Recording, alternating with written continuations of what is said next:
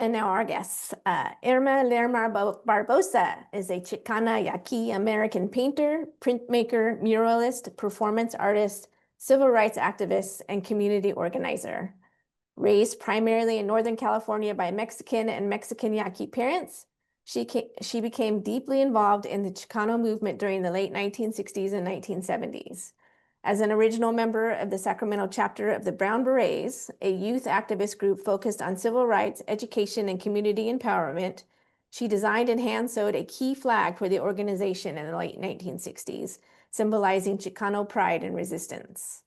She also joined the Royal Chicano Air Force, a collective of Chicano artists and activists, where she honed her skills in silkscreen printing and mural making. Her artwork often draws on themes of Chicana feminism, cultural identity, surrealism, and activism, blending personal heritage with social commentary.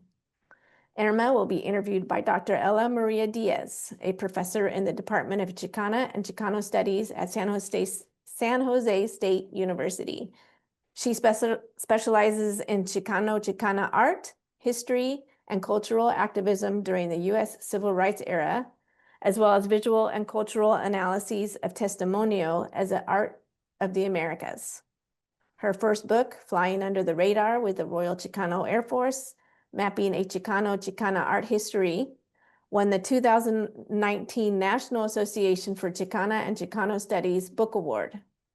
In 2021, her second book, Jose Montoya, received gold medal awards for Best Arts Book and Best Biography from the International Latino Book Awards. Among several chapters and journal articles, Diaz's 2017 essay in Aztlan, a journal of Chicano studies, was anthologized in the Chicano Studies Reader, an anthology of Aztlan, 1970 to 2016. Please give a warm virtual welcome to Maestra Irma Lerma Barbosa and Dr. Ella Maria Diaz. With that, I'm going to stop sharing my screen. So Ella, feel free to share yours and begin your discussion. Thank you.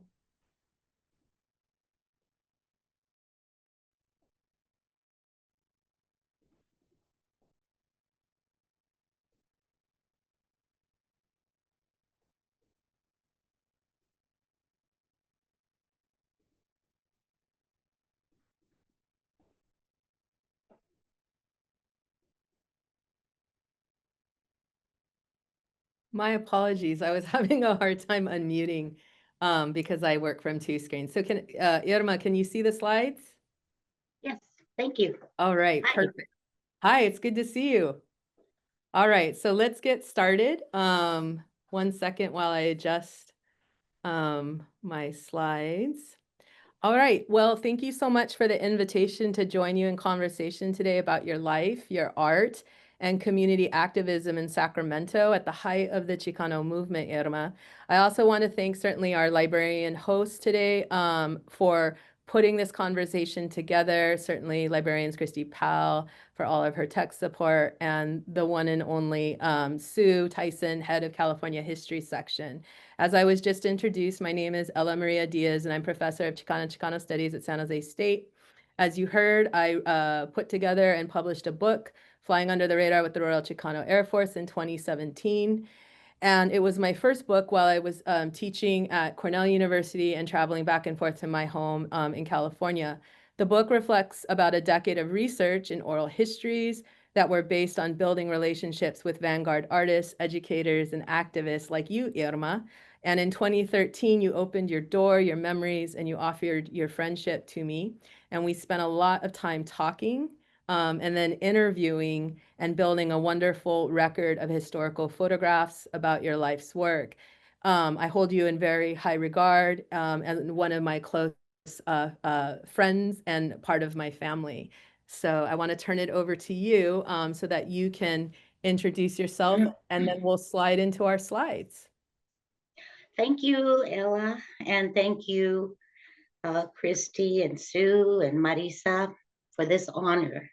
I have waited 76 years to be able to tell my story.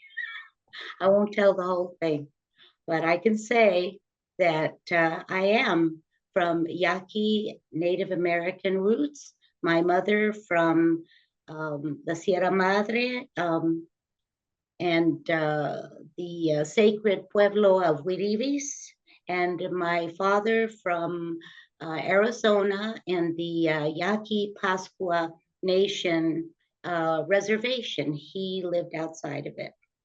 Anyway, he and my mother worked their way out of Mexico on the Southern Pacific Railroad, and we ended up in North Highlands, which is a bedroom community of Sacramento, and my father worked at the Roseville train yards.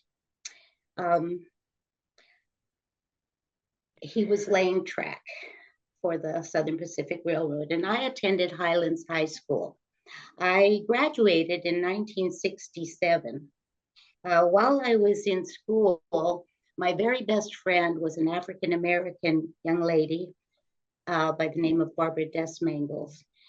We became very good friends almost naturally because there were very few people of color in North Highlands at that time.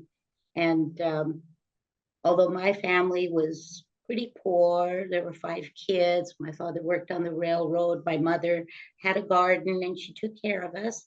And whereas Barbara's family was very involved in the Black community, and she was prepared, for college. So I kind of vicariously became,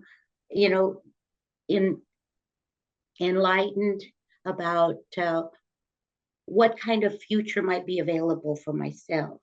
Wonderful.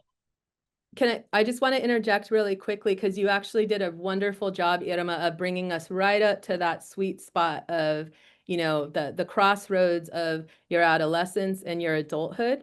And I thought we could actually start here. Can you see the slide? Yes, I can. Wonderful. This is actually a screenshot of Calisphere, which for everyone listening is a search engine for the digitized art collection statewide. It's available to all of you to use and use for educational purposes. So you just type in Calisphere and you can search the collections across all of California libraries. And so we're looking at one of your works, Irma, listed in collection at UC Santa Barbara.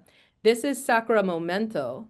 And I thought we could dig into this seriograph or a silkscreen poster because it really does speak to the place that you brought us up to in time and space in your life. So tell us a little bit about this poster. For example, maybe the name Sacra Momento. Well, my friend and also fellow RCAF member, Louis the Foot, provided that name for me, came up with it for me. Sacra Momento, a moment in Sacramento. And Louis did this for all of us, especially for Jose. Louis was our poet laureate. So that's where the name came from. I wanted to say that when I graduated in 1967, I didn't have any hopes for going to college. And I was trying to figure out how to come up with the money. And I went to work on the tomato sorting machines with my parents. And while I was there, I met a lady by the name of Shirley Vasquez, who had 7 children. And she invited me to live with her for a small amount of pay, help her take care of her children. She lived in a very Mexican barrio called Northgate in North Sacramento. And while I was living with her, I met a young man by the name of Freddie Rodriguez. And he told me about a group that he belonged to called the Brown Berets. And he invited me to come to one of their meetings. This was around 1968. And I did. And I ended up becoming a member of the Brown Berets and becoming a good friend with one of the 3 women that were members. And that was Mariana Castorena. And Mariana taught me a lot about politics. The Brown Berets were basically involved with trying to make visible the fact that many of our Chicano boys or young men were disappearing in Vietnam. And there were an inordinate number of Chicanos whose lives are being lost in Vietnam. But Mariana taught me about the same kinds of issues facing people of color all over the world. And she even, we went so far as to explore the different groups that were in Sacramento. But while I was with the Brown Berets, we started meeting and started organizing community celebrations at Southside Park. And Southside Park became a place that Chicano people, Mexican-American people felt very comfortable. And it was in fact in part of another Chicano barrio. And the Brown Berets would pull security for these events, but we weren't so formally divided into groups because we were all college students, and some of us were in Mecha and some of us were in the Brown Berets, and well, not all the Brown Berets were in college, but we were all youth, and we were all part of the same community. And so the Royal Chicano Air Force, was anyone in the community that wanted to step up and help pull security, help set up the booths, help organize in the community. And what you're seeing in this particular slide was a photograph that I took of from a photograph that I took of the Brown Berets displaying this flag that I had sewn for them. Irma, Yes. if I could just interject real quick. So this is actually a really fascinating, and it's appropriately named by Luis Gonzalez Sacramento, as you're saying, a moment in time. And one of the other things that you shared with me in conversation is I remember the day that you pulled out the Brown Beret flag that you had sewn for the group. The quote on the slide is from the interview that we did, so folks can partake of that. But can you tell us where this flag is now?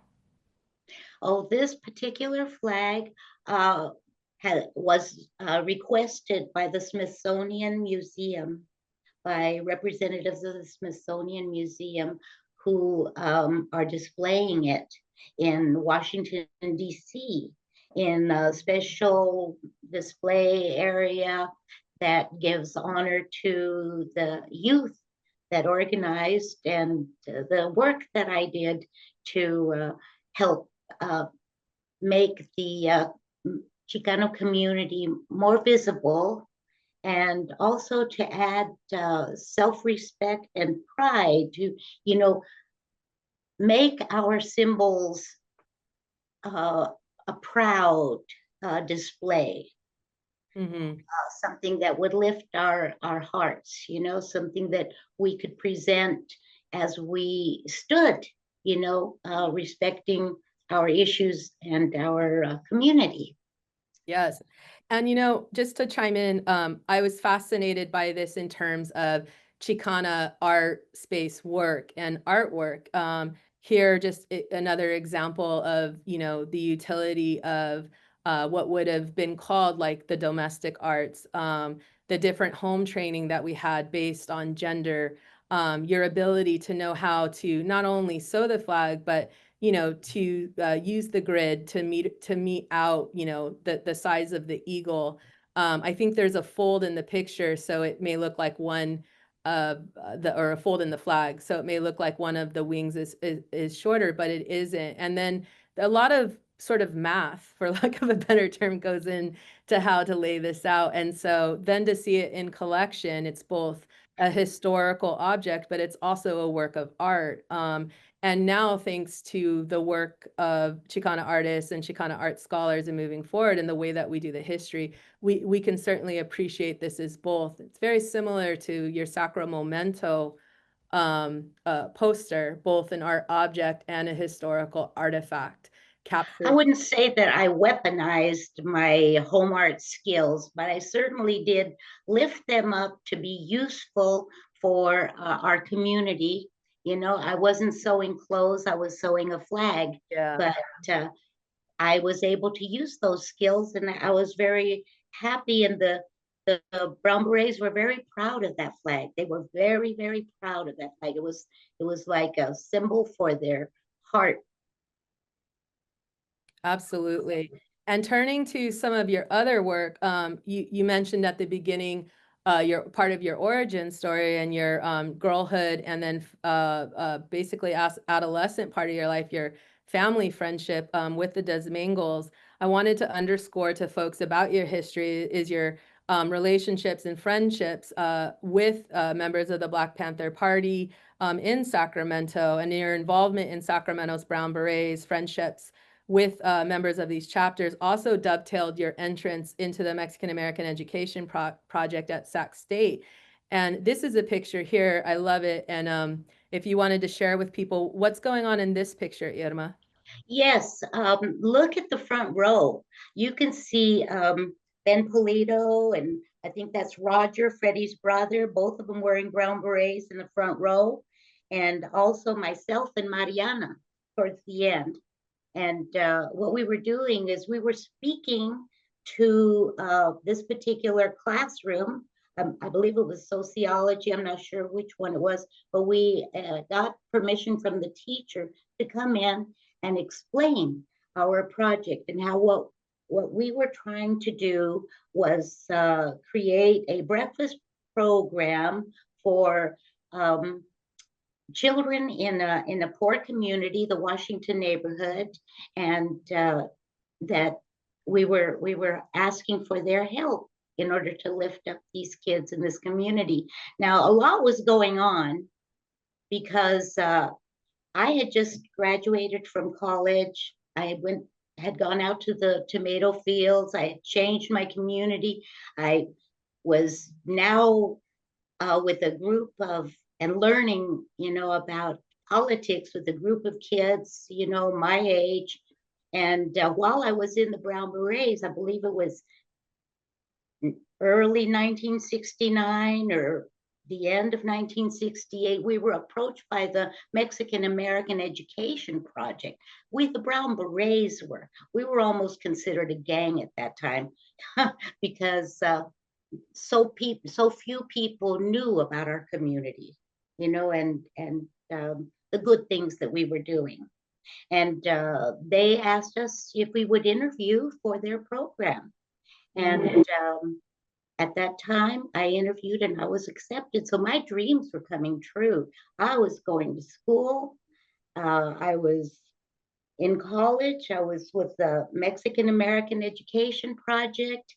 And I was still involved in helping the community. And I was developing this Breakfast for Niños program and using everything that was at my hands to lend to that effort. So I was really moving so fast. I didn't take time to wonder if I could fail or if I, should be afraid. No, I was just like, come on, we can do this. We can feed our kids.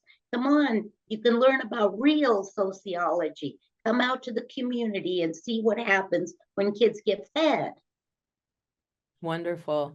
And the Brown Berets loved this. The Brown Berets were 100% behind this. It was myself and Mariana who had gone to Oakland to meet with the Black Panther Party at their location where they were carrying out a free breakfast program for their community. And we did this out of respect, and we did this also to learn.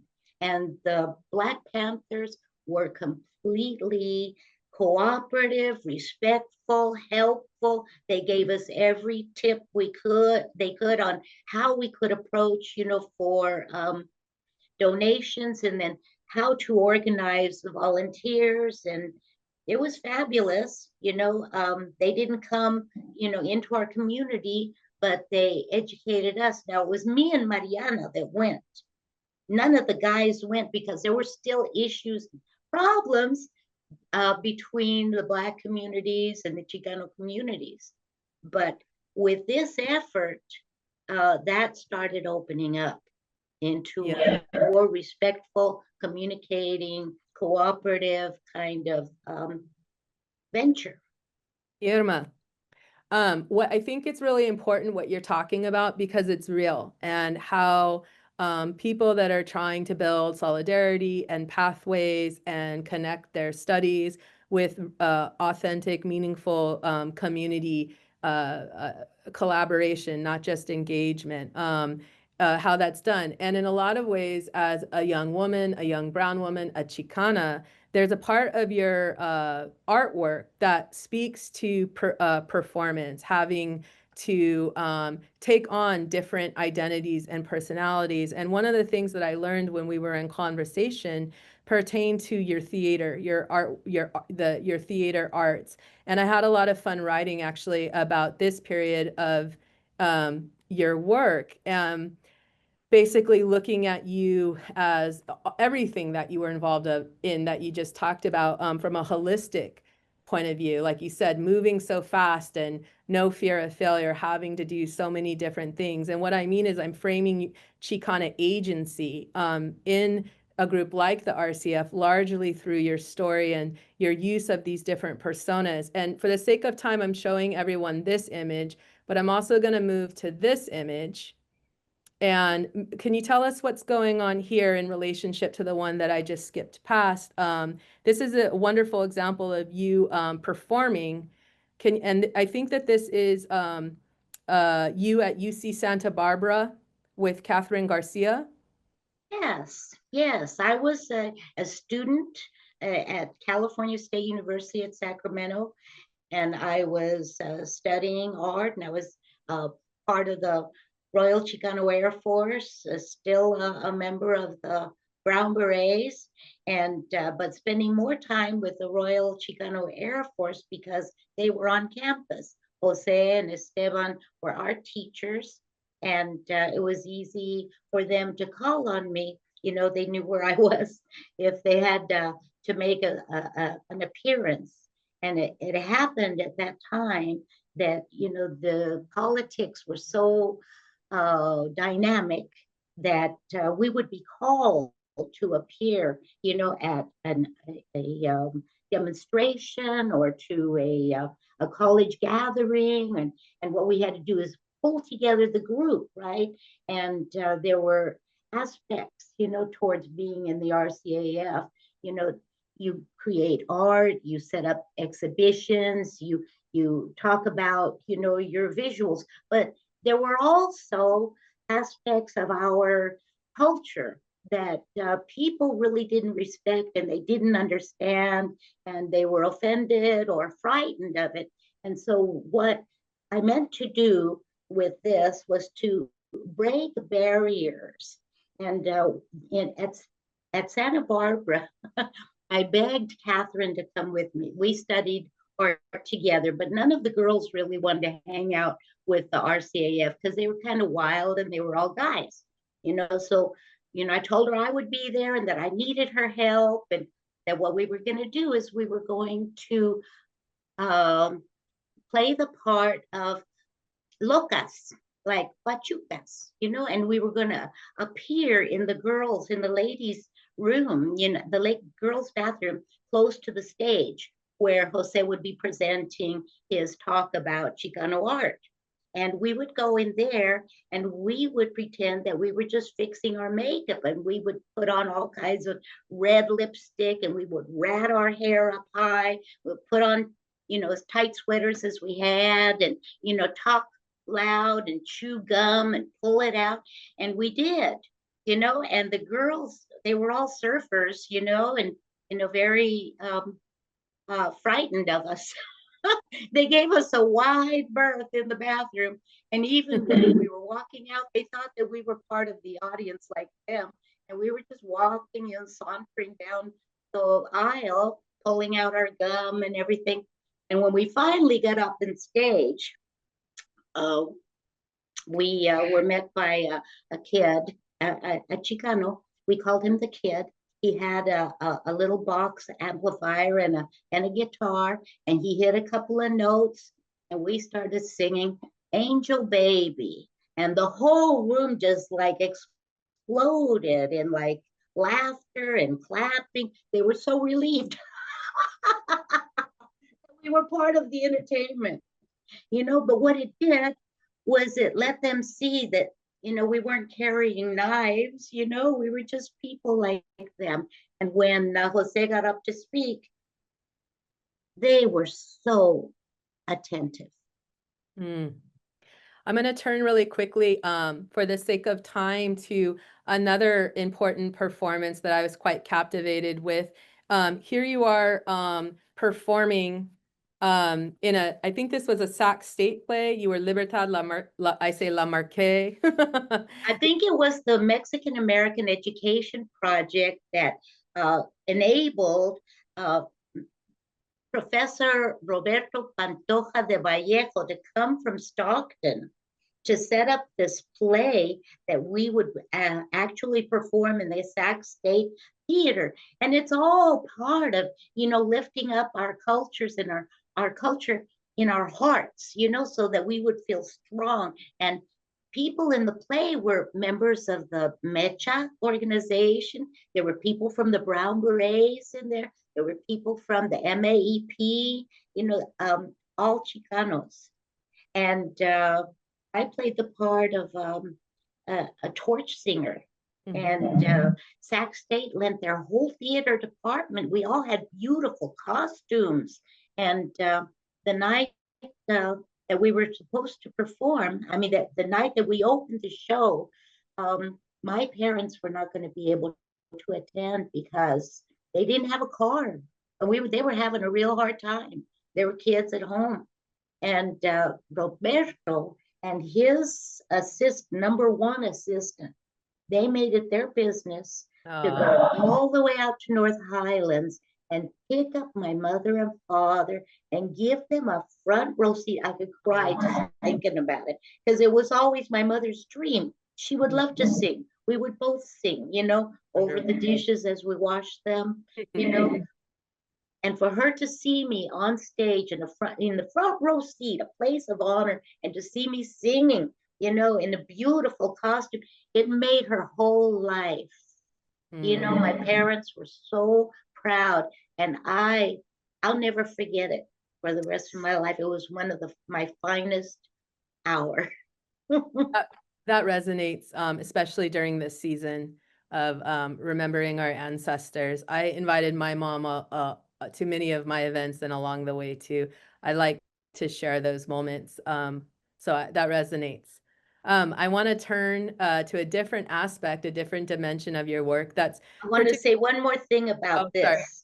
My apologies. I was given an audition in Hollywood with an Italian piano player, and they offered me a position with one of the big picture companies, and I would be able to work in their cafeteria, and I turned them down because I was a Brown Beret, doggone it.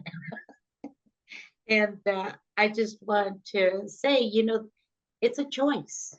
Yeah. It's a choice what you're going to do with your life. And it doesn't matter what other people say, how they want to judge you or criticize you. If you follow your heart and you have a dream and you have some self-respect, you can make it come true, even if you're the only one on that path. Wonderful. I think that actually speaks to the next series of images we're going to look at, because it speaks to the choice that you're making in terms of what you're choosing to create, what you're choosing to advertise, to use your skills for. And you have a series of posters, I think several of which will be in the upcoming Crocker Art Museum show on the Royal Chicano Air Force. But several of these I learned in preparing for this with you, and the librarians are actually in the state library collection. So here we see Teatro del Pueblo Presenta Chile. These are free films in Spanish, and you give the names. And I'm going to turn very quickly to the next one as well. Just notice that on each poster, it says, we take care of children. We will watch your children. We have childcare. If everyone can see that. Yes, I see it at the bottom. Also, I have the finding information from Calisphere, so everyone can look at these there. But these are also in collection. Can you speak a little bit more about why that point about Yes. childcare is so important? Yes, because I was a member of the Royal Chicano Air Force. Well, when I first joined the group, it wasn't that formal. You know, they were going by the name, the Revolutionary Chicano Art Front, but it wasn't very much fun. And people would, you know, get their mixed up when they used the acronym with the Royal Canadian Air Force, and they liked that idea. So we ended up being the Royal Chicano Air Force. And anybody who had an event that was, you know, to benefit someone in the community, they would just come to one of us in the RCAF, and we would make their posters. Mostly it was about the farm workers and stuff when I first joined. But then after I was learning a little more about silk screening, the women in the community, especially Mariana, because she was very connected to all of the communities and all of the groups that were trying to help in the community. And she would tell me, we're gonna have a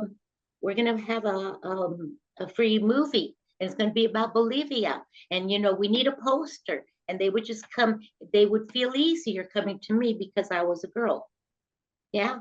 And then I would create the posters for them. So there were very, very many. And I'm just surprised that 2 survived, or however many they have. I'm very happy and proud about that. And this one right here, I can tell you, was a result of a conversation that I had with Jose Montoya and actually the whole RCAF. He had a studio that was apart from his home and apart from the school, and we would go there after events, and we would make a bonfire. We would just talk about, you know, what we did good and what we should do next time, what needs to be done. And Jose announced to all the guys that he was going to make me a general. Now, you know, the Brown Berets had a military kind of theme, and with the Royal Chicano Air Force, that also kind of had a military kind of theme. And so Esteban and Jose were considered generals. And when he told the guys he was going to make me a general, Richard really objected. And he said, no, a woman cannot be a general in the RCAF. I was kind of hurt. Even though it was just, you know, it's all play acting, I still was a little bit hurt. And Jose had a talk with me later, and he told me, Irma, you're just going to have to be a general of women. So right after that, I thought, I mean, I took it serious. And it didn't mean that I wasn't part of the RCAF.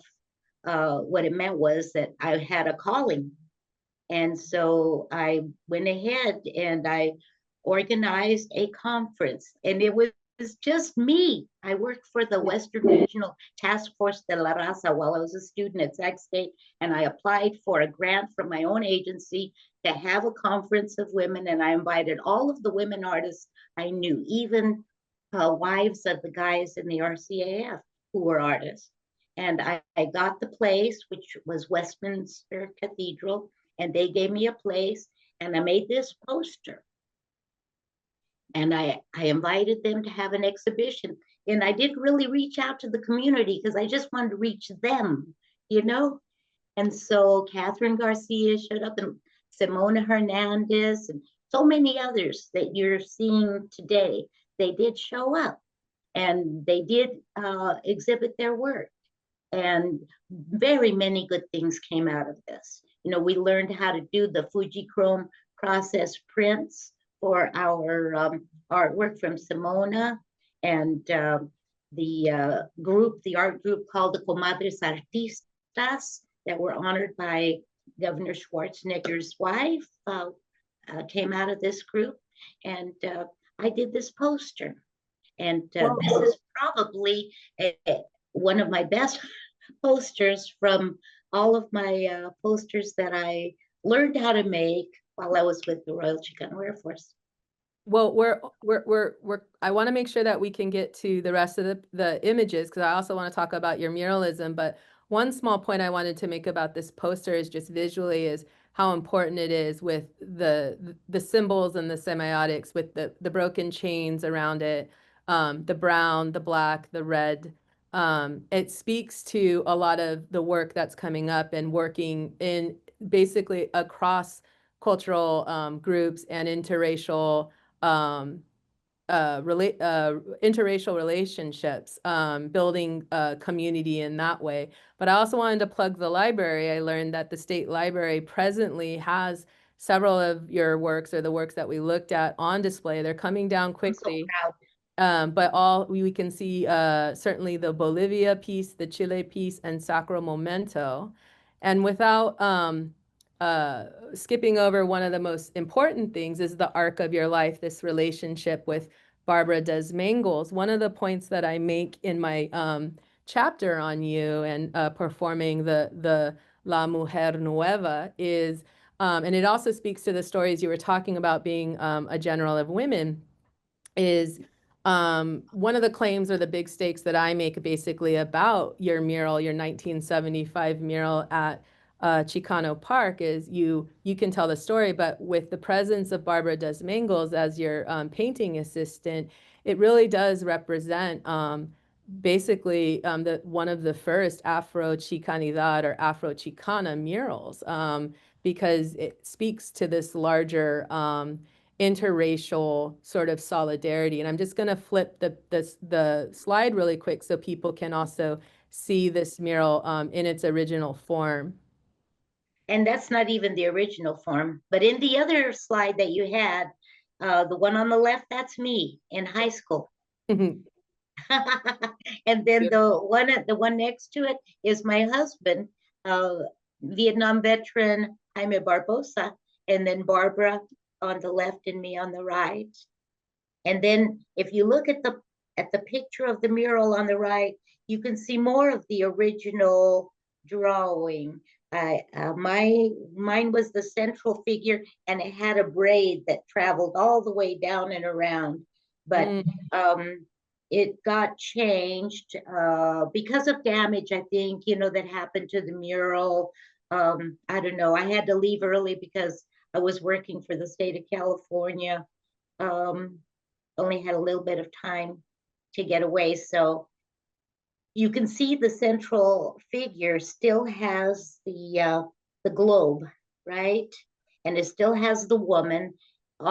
Most of my work in all of my life has been for women and for children, and kind of speaking to their issues. And so you have the woman caring for the child, and that is the whole world and Latino America. As you see, I was trying to draw in. It's wonderful. And in 2012, one of the most exciting things for us lifelong fans of Chicano murals is a group, including you, were able to return to Chicano Park, and you were able, thanks to the historical landmarking and efforts of other RCF members like Josie Talamantes, the park is now nationally landmarked, and the murals went through restoration. And it just shows you what a group of artists can do, because I was just at home on the original, when we did the original mural, working on homework, I think, for Sac State. I got the call from Celia saying, the guys are going to San Diego. They're going to paint a mural, and they didn't tell the women. We need your help, because I was the only one painting murals then with Carrillo, Eduardo Carrillo. And so I went with them. I mean, I joined them there to show them how to do the chalk grid line and how to transfer the sketches up there. It was very exciting. It was just wonderful. And it saved the community. And in 2012, I just wanted to conclude with the incredible woman warrior behind you, which is also behind you today. And this is a picture of you with the 2012 renovation to part of your mural, Women Hold Up Half the Sky in Chicano Park. And it says, photo taken by Ella Diaz in your home. So Thank you. Thank you so much, Irma. This is wonderful. I'm now going to turn it over to the librarians because I think you have several questions. And Wow. I'm going to stop share. Thank you, Ella. Thank you. Thank you to you both. We have a few questions coming in, and I will start with the first one. One audience member wants to know what image sources, for example, Cuba, Emory Douglas, etc., influenced you at the time?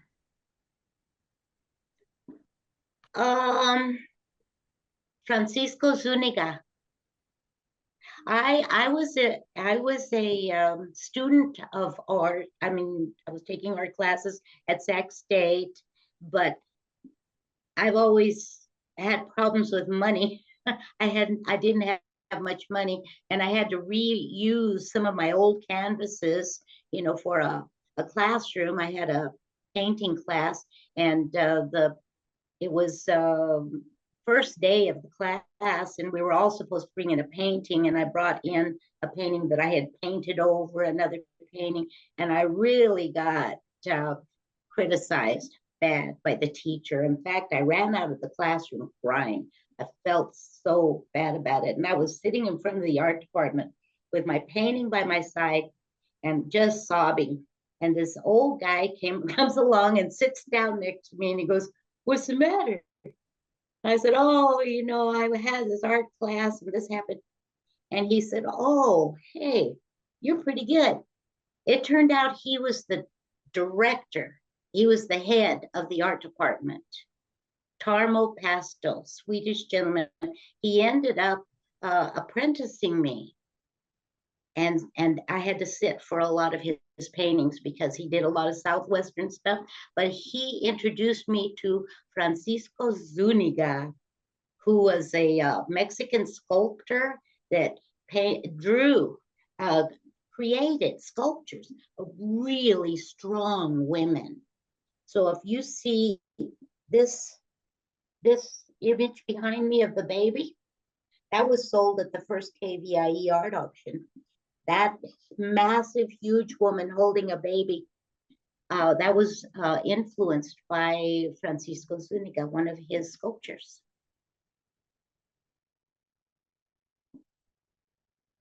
Thank you. Our next question. Looking back, what were the challenges you faced in the Mexican American community, and how did these struggles shape your activism and your artwork? Well, the activism took different forms. When I was with the Brown Berets, this is a hilarious story. One of the things we would have Brown Beret meetings and talk about how we could communicate within our barrio. And one of the exercises that we had to knock on doors, introduce ourselves in our uniform or our little beret, whatever we had, and ask the people if they would let us in and talk to them about the challenges facing the Chicano community. And sometimes we would do 18, 20 houses each, you know, in a day. And one of the houses in Oak Park that I went to visit was the house of Armando Cid, who was, I would meet later, and he wouldn't remember me, as a RCAF. Armando Cid was in the RCF, but I remember knocking on his door and his mother answering the door and his sister's there and he was there. And I was talking to them about Chicanos and how we needed to get together. And they were like, "Oh no, those guys are a bunch of gangsters." But as we went on, it, talking to the community, we established a rapport and a communication. And when they saw us at community events where they were getting food and being entertained, and their issues were being addressed, after a while they adopted us, and we were effective in not necessarily being leaders, but being supporters, for anyone in the community who didn't have a voice. So at times we were knocking on doors and talking politics. Other times we were on stage at Southside Park singing songs like for instance, Esteban, he wrote a song called Southside Park. And it began traditions and gave the community things to be proud of and to congregate around and feel like they counted, that that our community had self-respect. Thank you. That's a wonderful welcome. answer. And let me know if I don't answer completely, because I kind of forget as I start talking what I was supposed No, to be talking about. that was perfect. Thank you. Our next question, is there anything you would do differently if you were to start over again? Well,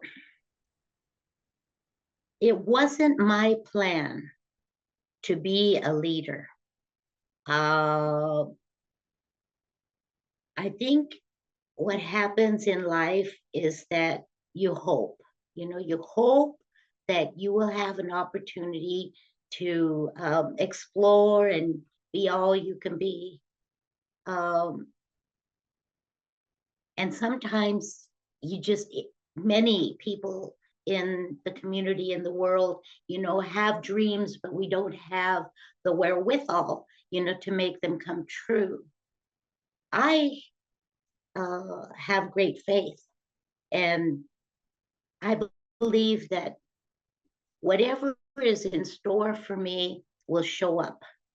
And so what I did was, whatever showed up, I took it on and tried to use it to lift myself. And so I didn't, there's talk about, how you can weaponize, something and use it against people. Well, you can also instrumentalize things that come your way. And even if they weren't intended to get you where you were going, but you can mix it in, like a recipe of whatever else is in your life, and create a way to lift yourself. So I think that I would still look at meeting Freddie Rodriguez and the Brown Berets as being a wonderful opportunity to lift my vision of the world, to enlarge my world, to see more opportunities for myself. And when the MAEP came in and said, would you like to go to college? Yes, so I mixed that in. And I think that I would probably still use whatever came my way to try to move in the direction of learning and bringing other people with me, and forming community. And that's what I would do again. I would just do it that way. Thank you. That's a wonderful answer. Thank you. We have, the questions are pouring in now, so I'll try to get to as many as we can. But the next one, how do you think your artwork impacted Chicano culture? I think that women and men both, you know, were lifted by maybe seeing different aspects of themselves. I remember I once made a little shadow box, kind of a sculpture thing. We were asked to do this for a community event. And I remember the name of my piece was Sex is Not Love.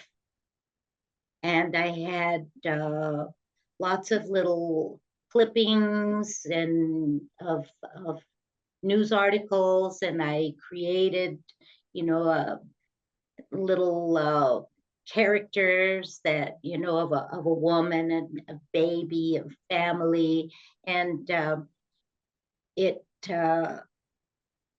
really called the attention of teenage girls. I saw them bringing their boyfriends around to take a look at this, you know. So I'm sorry, my battery is running low on my computer, and I'm getting notes here. I think that there weren't enough visuals of strong women. And when I started painting, I think that it kind of not only opened the eyes of regular Chicanos and Chicanas, but I think it lifted the hearts of women artists who had their artwork, but they were like keeping it under the bed, you know, because there was no place else to put it. And then they could take out their visions and they could like be proud of them. And I tried to invite as many women as I could to exhibit at every opportunity. Thank you. I'm going to try to combine these next two questions. Okay. So we have, what advice would you give to college students now who are hoping to make a difference in the world? And how would you tell someone creating art to muster strength during difficult I'm times sorry. like today?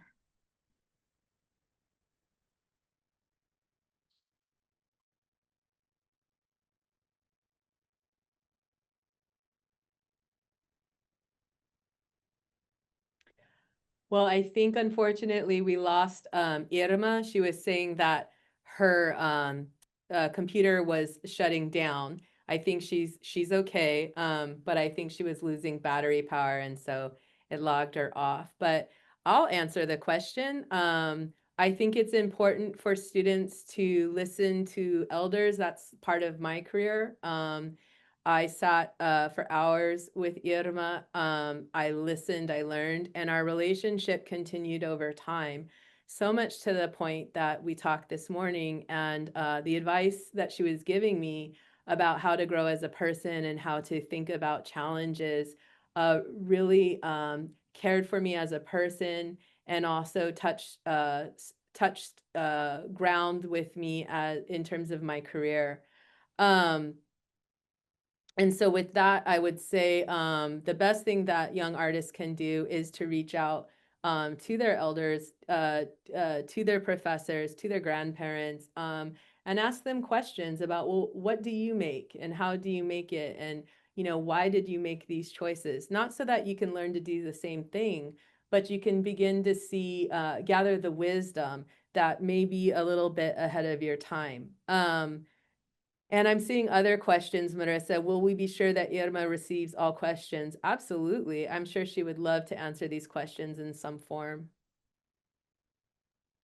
I think we might need to wrap up soon, so I will go ahead and pass it off to Christy. Thank you so much. Yes, thank you, everyone. We'll be sure to capture those questions and get those to Irma.